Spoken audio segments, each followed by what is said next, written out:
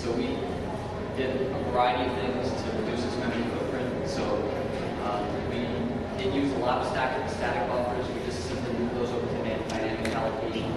That reduced our memory usage by 10 times, basically trading off the increased CPU utilization for memory to increase its memory. And the same thing with user definitions. And this is really important because some of these tests that we're running with hundreds of thousands or a million users. So every byte that you're spending on representing these users is going to cost you. One thing I also want to mention is that SIP was designed with UDP in mind. It was designed on top of the idea that you don't need to worry about blocking because you have a single UDP socket. But these kind of UDP-centric designs really don't work well with TCP. And if you're designing a network workflow generator, you really need to focus on the network I/O, and particularly TCP. You need to worry about non-blocking I/O every single case. You need to manage your data in bulk. You can't make log system calls. You have to really focus on those details of the implementation. It's not all just changing data structures and algorithms. The details will matter a lot. And we've actually made some pretty substantial performance improvements in SIP. The two bars on the left you see here, these are the original version of SIP before we started making changes. And then these two bars are changed. And what this is on the y-axis is the peak call frequency. How many calls per second can I accomplish with the constraint that 99.99% of calls must be successful. It's only 1 out of 10,000 calls that's allowed to be routed. And you can see the original SIP with UDP did 3,250 calls per second. And we improved that a little bit, about 3,500 calls per second. Where we see some of the biggest improvement, though, is with TCP performance. We went from 750 calls per second originally over 3,700. Another key differentiator is that you can see this graph on the y-axis. We have that same peak calls per second, and then on the x-axis we have call duration. And SIP was originally designed for micro-routing marking. So what it would do is it would make a call. The call would be picked up immediately and hung up immediately. It would do 3,000 calls a second that way. The problem is that's not realistic at all. There's going to be some period of time before you pick up where the phone is ringing. Once you're on the telephone, you're going to talk to it. And once you produce those pauses, even just in 1 second, performance was dropping 500 calls per second. And if we had a 2-minute call, which isn't very long at all, it was even lower, losing another half of it, 250 calls per second. So, the green line on top, you can see this is our improvement. And this is all because of the timing wheel. By separating these data structures and using the proper user model for these data structures, we're able to sustain 3,000 calls per second no matter what the call duration. Another key feature is your behavior when you lose packets. So the very essence of benchmarking a SIP server is that you drive it up to and including its local load point. So you need to really push the limits of the system. And whenever you push the limits of the system, it will start dropping packets. Now, on this graph, we have that same throughput calls per second, and on this side right here, you have what SIP was able to handle with just 1% packet loss. So instead of 3,000 calls per second, we're down to 123 calls per second. Moreover, this quality of service here is only 99%. What that means is 1 out of 100 calls is being dropped. Then compare that to our new version using the timing wheels, you can see that the throughput is essentially unchanged at 3,500 calls per second.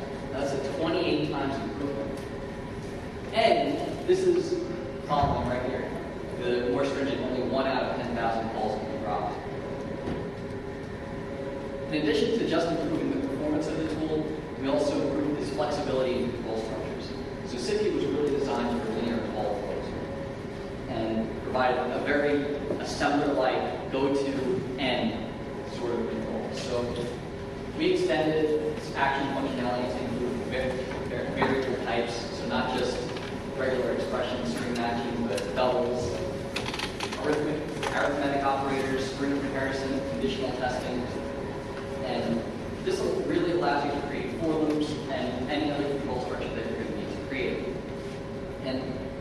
very simple, but in practice turns out to be very important, is usability. So for example, I mentioned you could go to N. We can't keep track of that much. So to keep track of these things, you really need to assign meaningful, logical names. And that simple change really increases the complexity of the scenario that you can model by quite a bit. Another interesting point is that we designed this originally to benchmark a SIP proxy server, which will preserve a lot of the headers. Yet, the same workload can be handled by what's called a back-to-back user agent. We will not preserve the headers.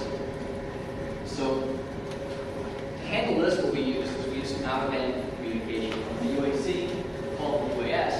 Before making any SIP traffic, it would have out-of-band communication between the UAC and the UAS, so that the UAS would know what kind of call type to handle, instead of just embedding this in the traffic. And this is a specific case, but the higher level message here is really that if you're developing a workload generator or any kind of benchmark, you really need to try and avoid any dependencies on the system you're testing. The only dependency you should have is on its performance, not how it's actually delivered. So, given some of these, the last 2 years of working on this tool, what would I change about it? If I were to write a workload generator from scratch, what would I do? Well, the first thing is I would use a multi-threaded event.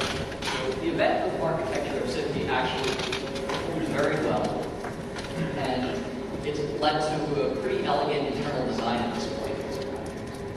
On the other hand, as everyone talks about, multi-cores are really important. You can't buy a single core system at this point.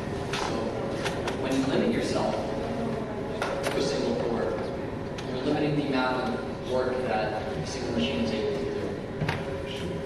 do. Also, centralized reporting and control. So right now, SIP is designed such that each instance is independent, and when you complete the runs, then you aggregate the results together. And your workload generator for a benchmark needs to be scalable. And to be scalable, you need to be able to be faster than the server, especially because your client machines are likely not top-of-the-line systems, yet you're probably benchmarking a top-of-the-line system. So you need to be able to distribute it, and you need to do it in a way that the control of all those instances is reliable and the reporting is reliable. I would also design the tool in a less SIP-centric manner. So I would provide facilities with more than one protocol.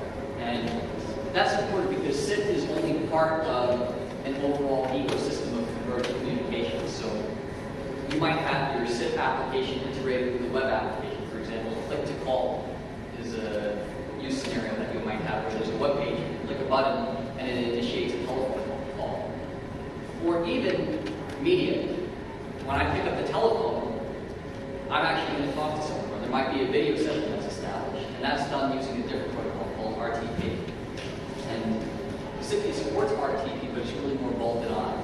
And integrating those things into the workload generator itself will lead to a more elegant and scalable design. Another thing I would change is how you define a benchmark. So the way SIP works now is it uses an XML definition, and they're not very suitable for a nonlinear scenario. And really the problem here is for a benchmarking tool, power users need the entire flexibility of a programming language, but you need to keep it accessible.